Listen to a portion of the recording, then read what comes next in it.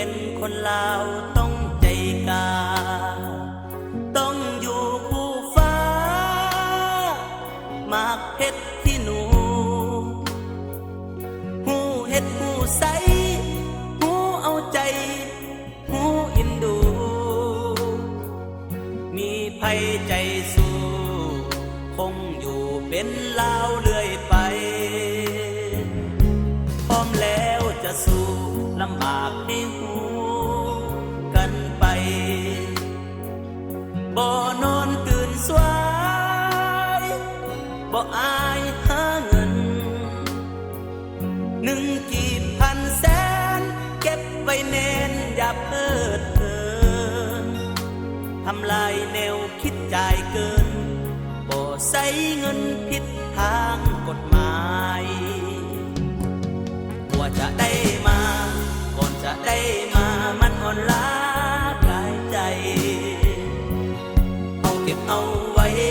ควรเก็บเอาไว้ดื่มไปเสมออย่าให้โบยบินถ้าบ่อยากยินคำว่าเงินเฟ้อปราบปรามพวกที่ละเมอเฟ้อฝันน้ำสาดอื่นเขาบุรุษท่านเก่าเกิดเป็นคนลาวต้องใจสู้บอกเขาให้หูหากใครสนใจเงินกีบเงินลาวบุรุษของเฮาตั้งชื่อไว้ที่โอมห่วงจิตห่วงใจเก็บเอาไว้เพื่อวันข้างหน้า